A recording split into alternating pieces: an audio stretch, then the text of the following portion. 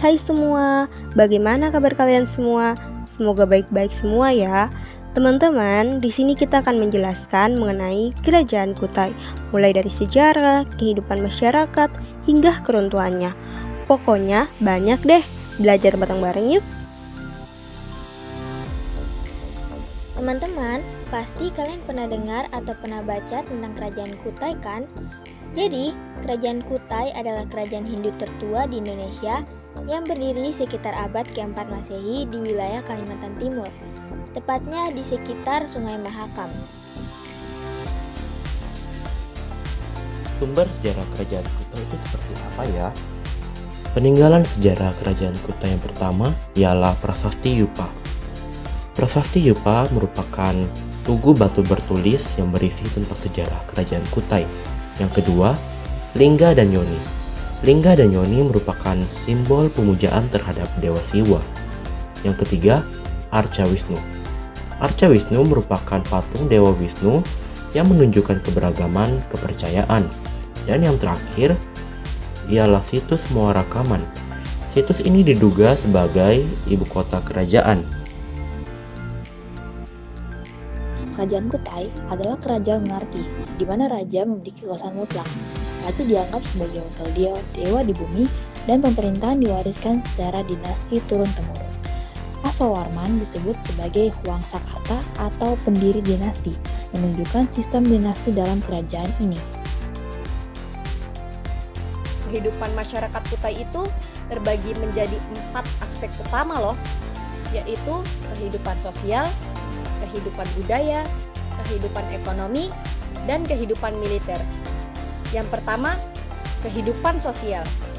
Masyarakat Kutai sudah mengenal sistem kasta, mirip dengan yang ada di Hindu India. Ada kasta Brahmana yang berperan sebagai pendeta dan pemimpin upacara agama. Lalu ada kasta ksatria, yaitu para raja dan bangsawan yang punya kekuasaan di kerajaan. Kemudian ada kasta Waisya yang terdiri dari pedagang dan petani. Terakhir, kasta Sudra, yaitu rakyat biasa dan para pekerja. Yang kedua, kehidupan budaya. Budaya India memberikan pengaruh yang sangat kuat pada masyarakat Kutai. Ini terlihat dari penggunaan bahasa Sanskerta dan aksara Pallawa dalam prasasti-prasasti peninggalannya. Ritual keagamaan dipimpin langsung oleh para Brahmana, karena mereka dianggap paling paham tentang ajaran Hindu. Selain itu, ditemukan juga penggunaan Lingga Yoni yang menunjukkan adanya pemujaan terhadap Dewa Siwa. Upacara-upacara keagamaan dilakukan sebagai bentuk doa dan permohonan, mulai dari meminta berkah kesuburan, hasil panen yang melimpah, sampai harapan kejayaan kerajaan. Selanjutnya, kehidupan ekonomi. Masyarakat Kutai sudah mengenal kegiatan bertani dan beternak, bahkan dalam salah satu prasasti disebutkan adanya sedekah sapi, yang menandakan pentingnya hewan ternak saat itu. Selain bertani, kegiatan perdagangan juga berkembang pesat. Letak Kutai yang strategis berada di jalur perdagangan antara India dan Nusantara, membuat Kutai jadi pusat perdagangan yang ramai. Sungai Mahakam jadi jalur utama yang menghubungkan Kutai dengan wilayah lain, termasuk pedagang dari India dan daerah sekitarnya. Barang dagangan yang paling terkenal dari Kutai adalah emas, kayu gaharu, rempah-rempah, dan hasil hutan lainnya. Terakhir, kehidupan militer. Sayangnya, tidak banyak catatan sejarah yang membahas tentang militer kerajaan Kutai. Tapi, sebagai kerajaan besar dan kuat, sudah pasti Kutai punya pasukan khusus untuk menjaga keamanan wilayah dan melindungi rakyatnya. Meski pernah berjaya, akhirnya kerajaan Kutai runtuh karena ditaklukkan oleh kerajaan Kutai Kartanegara yang saat itu memiliki kekuatan militer lebih besar. Kerajaan Kutai ini termasuk kerajaan yang sangat jaya pada zamannya loh. Puncak kejayaan kerajaan Kutai terjadi pada masa pemerintahan Raja Mulawarman. Adapun faktor-faktor kejayaannya meliputi: yang pertama, letak strategis di jalur perdagangan internasional. Yang kedua, hubungan baik dengan India terutama dalam agama dan budaya. Yang ketiga, kemakmuran ekonomi terbukti dari sedekah sapi kepada Brahmana loh.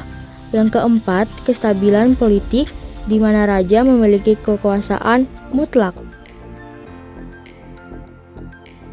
Kerajaan Kutai Hindu memang sangat jaya, namun sayangnya pada abad ke-16 kerajaan ini runtuh akibat ekspansi kerajaan Kutai Kartanagara yang merupakan kerajaan Islam. Faktor utama keruntuhannya adalah persaingan dengan Kutai Kartanagara yang semakin kuat di bawah Sultan Aji Pangeran Sinum Panji Mandapa. Selain itu, perubahan kepercayaan dan budaya serta melemahnya kekuatan politik dan militer kerajaan Kutai Hindu membuatnya sulit bertahan. Akhirnya, wilayah kerajaan Kutai Hindu sepenuhnya dikuasai oleh Kutai Kartanagara yang kemudian berkembang menjadi salah satu kerajaan Islam berpengaruh di Kalimantan.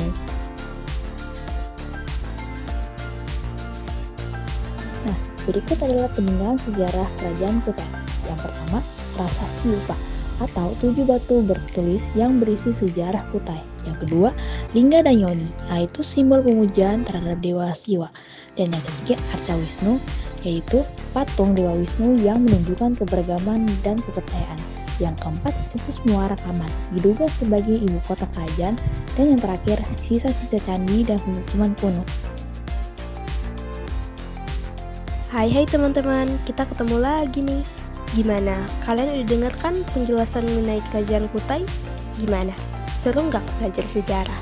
Dengan kita belajar sejarah, contohnya belajar mengenai kerajaan Kutai, kita jadi tahu loh apa itu kerajaan Kutai.